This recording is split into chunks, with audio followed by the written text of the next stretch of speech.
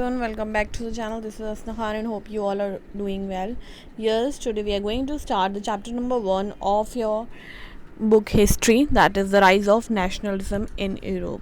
Now this chapter is very important for your syllabus, for the history point of view also, that actually we get the view of world history, okay, from this rise of nationalism in Europe. इसका मतलब कैसे जो राष्ट्रवाद था वो Europe के अंदर start हुआ या कहाँ से उदय हुआ, कब।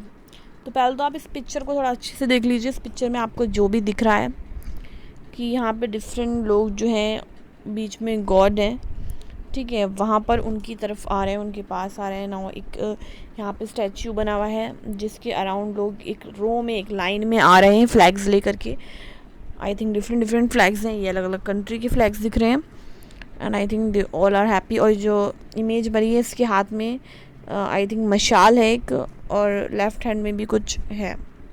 Okay, now what is this picture about? The dream of world wide democratic and social republic. ये एक किसी की ड्रीम है। The pact between nation a print prepared by Frederic Sorrieu. Okay, तो एक पेंटिंग है जो कि फ्रेडरिक सोरियो की ड्रीम को दिखाती है, जो उन्होंने ड्रीम में देखा है। 1848 की बात है। अब स्टार्ट करते हैं चैप्टर को और देखते हैं कि कहाँ से स्टार्ट होता है chapter. In 1848 Frederick Sorio a French artist. Okay, तो फ्रेंच आर्टिस्ट हैं फ्रेडरिक सोरियो, इम्पॉर्टेंट कैरेक्टर है, याद रखिएगा जिसका भी नाम आ रहा है। तो कौन कौन से कैरेक्टर क्या हैं, और बहुत ध्यान से पेशेंटली इस पूरी वीडियो को आपको देखना है और समझना है।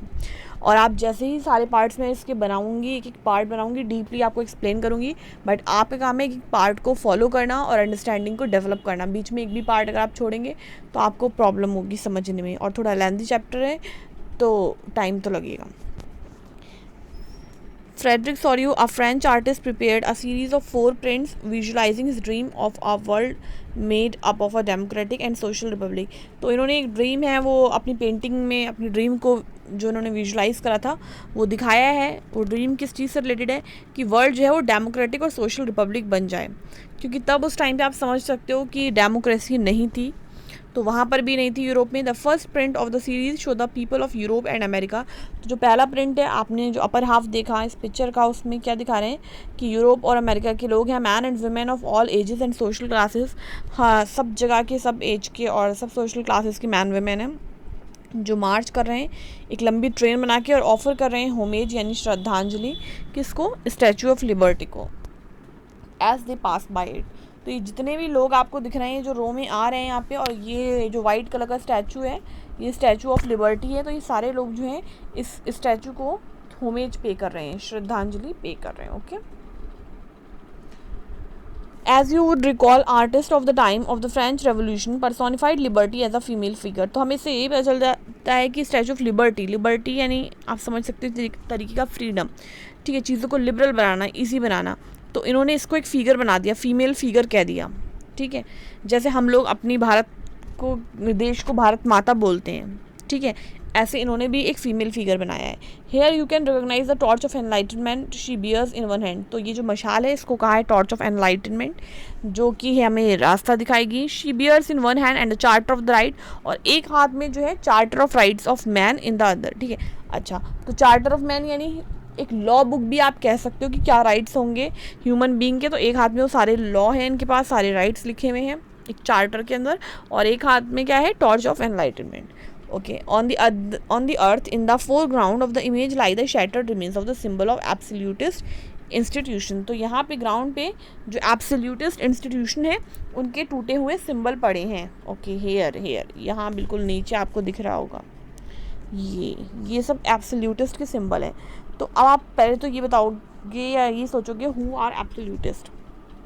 तो ओके, तो यहाँ पे एक्सप्लेन है कि literally a government system of rule that has no restraint on the power exercise.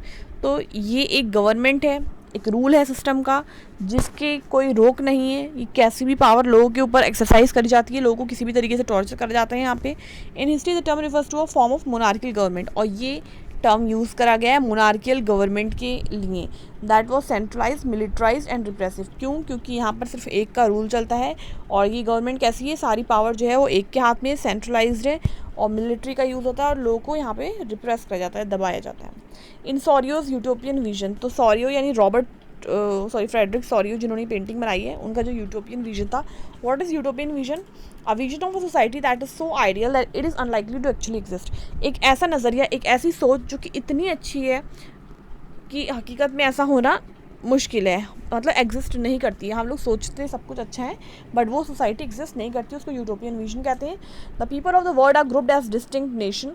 तो जो लोग हैं वर्ल्ड के अलग अलग नेशन में डिवाइड होते हैं, हम सबको पता है. Identified through their flag. तो कैसे पहचाने जाते हैं? अपने अपने झंडों के सहारे से, फ्लैग से, ठीक है, और उनकी कस्ट्यूम से, नेशनल कस्ट्यूम से.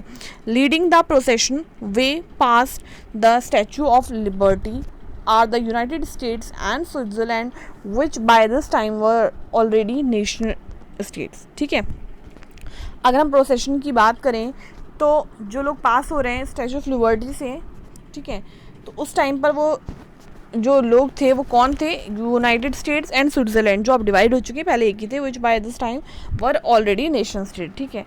France identifiable by the revolutionary try colour. तो फ्रेंच फ्लैग कैसा है? ट्राई कलर का. Has just reach the statue, वो स्टैचू पहुंच गया. She is followed by the people of Germany. तो पीछे कौन फॉलो कर रहा है फ्रेंच के पीछे? जर्मनी.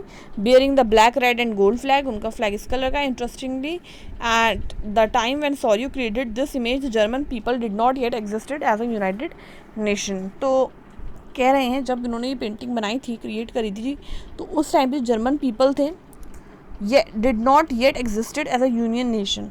तो उस टाइम पे वो यूनियन नेशन की तरह थी. The flag they carry is an expression of liberal hopes. जो फ्लैग वो कैरी कर रहे हैं, वो फ्लैग उनको क्या एक्सप्रेस कर रहा है कि उनको आज़ादी की एक उम्मीद लग रही है सब लोगों को. In 1848 to unify the numerous German speaking principalities, क्योंकि वो यूनिफाई करना चाहते हैं बहुत से जो जर्मन स्पीकिंग लोग हैं उनको इनटू अ नेशन स्टेट, एक नेशन स्टेट बनाना चाहते हैं अंडर डेमोक्रेटिक कॉन्स्टिट्यूशन, जहाँ पे डेमोक्रेसी फॉलो होगी, यानी लोकतंत्र फॉलो होगा. किसी एक का रूल नहीं चलेगा, पावर जो है वो डिवाइड करी जाएगी और सबको इक्वल राइट्स मिलेंगे, तभी डेमोक्रेटिक कॉन्स्टिट्यूशन होगा. Following the German peoples are the people of Austria, Kingdom of the Two Sicilies, Lombardy, Poland, England, Ireland, Hungary, Russia. तो ये सारे लोग एक दूसरे को फॉलो कर रहे हैं पीछे पीछे. From the heavens above Christ saint and angel gaze upon the scene. और आसमान से यानी हेवन से जो क्राइस्ट हैं यानी जो गॉड्स हैं, जो सेंट्स हैं, वो सब देख रहे हैं सीन को. They have been used by the artist to symbolise fraternity among the nation of the world. जिससे क्या दिख रही है कि सिम्बलाइज कर रहे हैं कि कैसे सब लोग मिलजुल के रहते हैं, तो लोगों के बीच क्या है? फ्रेटर्निटी है. This chapter will deal with many of the issues visualize by Sorrieu. अब ये चैप्टर में आप बहुत से वो इशू देखोगे जो कि सॉरियो ने विजुलाइज करे फिगर 1 में. During the 19th century nationalism emerged as a force which brought about sweeping changes in the political and mental world of Europe. और जो इंपॉर्टेंट टॉपिक रहेगा वो ये कि 19th century में क्या हुआ था. तो नेशनलिज्म 19th सेंचुरी में स्टार्ट हुआ था. ये लोगों ने तब रियलाइज़ करा था कि उनको आज़ादी चाहिए, ठीक है, जिसकी वजह से बहुत ढेर सारे चेंजेस आए जो कि पॉलिटिकल और मेंटल थे यूरोप के अंदर. The end result of these changes was the emergence of the nation state. और आखिर में यही हुआ कि नेशन स्टेट इमर्ज हुए, सबको आज़ादी मिली in place of the multi national dynastic empires of Europe.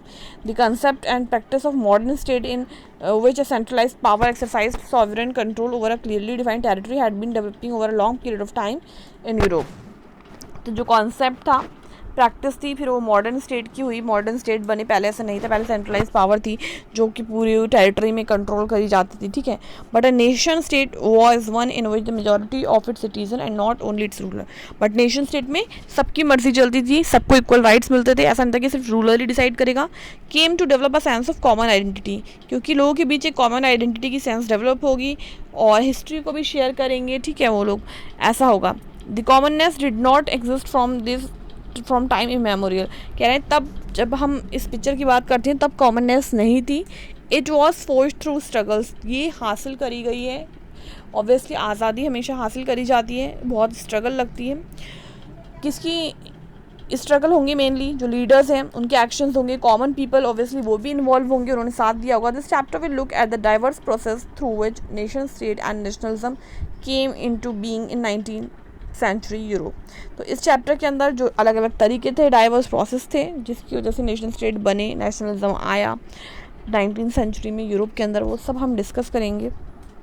एक न्यू वर्ड दिया हुआ है यहाँ पे, plebiscite, which mean a direct vote by which all the people of a region are asked to accept or reject a proposal. तो ये एक direct vote होता है जिसमें पूछा जाता है कि उन्हें ये चीज़ पसंद है या नहीं पसंद, एक डायरेक्ट प्रपोजल. तो आई होप हम इस चैप्टर को समझने के लिए, पढ़ने के लिए रेडी हैं. बट आज के लिए मैं सिर्फ इतना ही पार्ट रखूँगी और हम इसको बहुत शौक़ से और बहुत अच्छे से समझने की कोशिश करेंगे, अंडरस्टैंडिंग डेवलप हो. और जब आप इंटरेस्ट से पढ़ोगे तो आपको चैप्टर समझ में आएगा. और अगर यहाँ तक वीडियो देख ली है तो क्या करना है, आपको वीडियो को लाइक करना है. अगर सब्सक्राइब नहीं करा है तो सब्सक्राइब करिए. Also you can share it with your friends और also hit that bell button. And we'll meet in the next video. Till then, take care. Bye bye.